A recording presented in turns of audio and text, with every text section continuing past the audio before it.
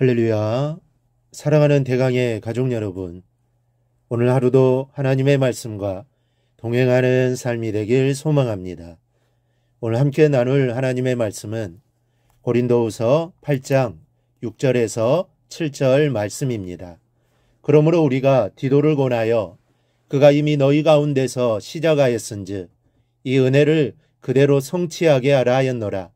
오직 너희는 믿음과 말과 지식과 모든 간절함과 우리를 사랑하는 이 모든 일에 풍성한 것 같이 이 은혜에도 풍성하게 할지니라.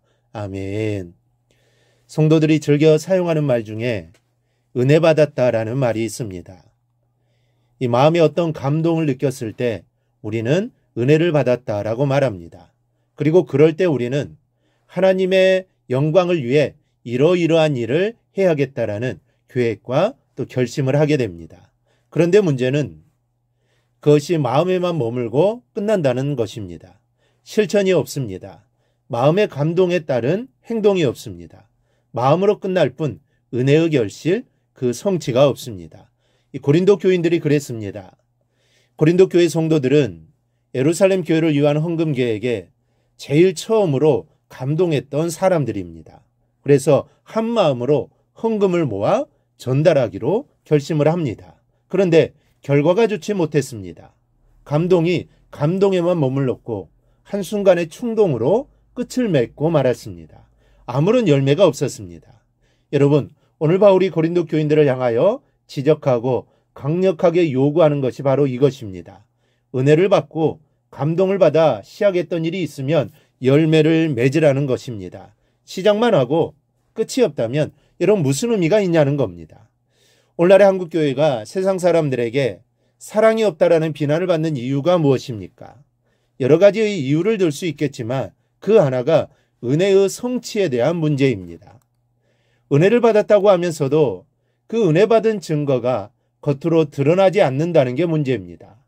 은혜 받은 것을 드러내지 못하면 은혜 받았다는 말을 해서는 안 되는데 은혜 받았다고 말을 하는데 은혜 받은 아무 증거가 드러나지 않고 은혜의 성취가 없으니 더욱 비난을 받는 것입니다. 오늘 본문에서 바울은 고린도 교인들을 향하여 은혜를 성취하라는 촉구를 보내면서 오직 너희는 믿음과 말과 지식과 모든 간절함과 우리를 사랑하는 이 모든 일에 풍성한 것 같이 이 은혜에도 풍성하게 할지니라고 합니다. 여기서 말씀하는 믿음, 말, 지식, 모두 간절함, 사랑을 한마디로 말하면 은사입니다. 너에게 은사가 있다면 그 은사가 풍성하다면 그 풍성한 은사만큼 은혜의 성취도 풍성하게 이루어내라는 촉구입니다. 한마디로 은사의 분량과 은혜의 성취는 비례해야 한다는 말입니다. 은혜의 성취가 없이는 은사 받았다고 말도 하지 말라는 뜻이 담겨 있습니다. 여러분, 지금 우리나라에는 1,000만 명의 기독교인들이 있지만 그다지 존경을 받지 못하고 있습니다. 그다지 영향력을 끼치지 못하고 있습니다. 다른 사람 생각할 것 없이 우리 자신의 모습이 세상에서 얼마나 인정을 받고 있는지를 보면 알 수 있습니다. 자신 있게 말하기가 부끄럽습니다. 그리고 어쩌다 한 번씩 뉴스에 등장하는 그리스도인들의 비리, 부정 등을 생각하면 이 부끄러워 고개를 들 수 없는 현실입니다.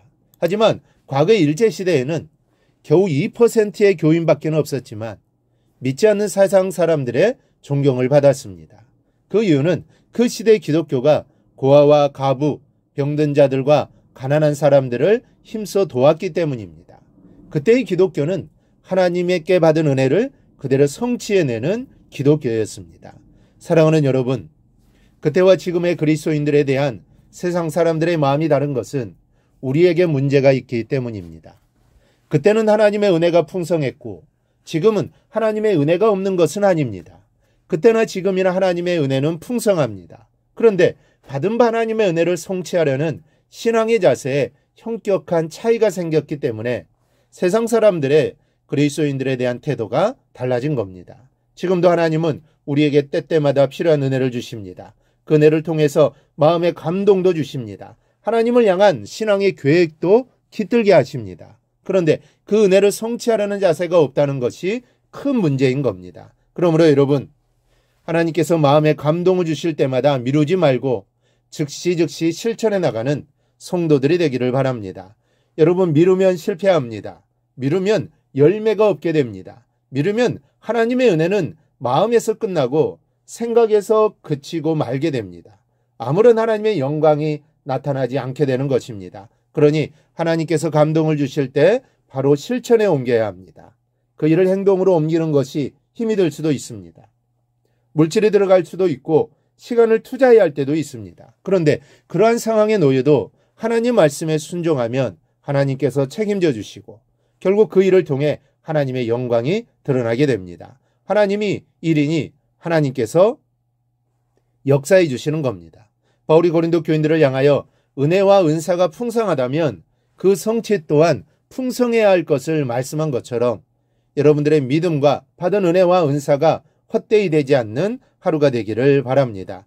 내가 받은 은혜와 은사가 풍성하다면 풍성한 만큼 세상에 나누는 삶을 살아가기를 바랍니다. 하나님이 나에게 은사와 은혜를 주신 것은 나누라고 주신 겁니다. 이 사실을 잊지 말고 오늘 하루도 받은 은혜를 세상에 증명하며 살아가는 하루가 되기를 주님의 이름으로 축원합니다.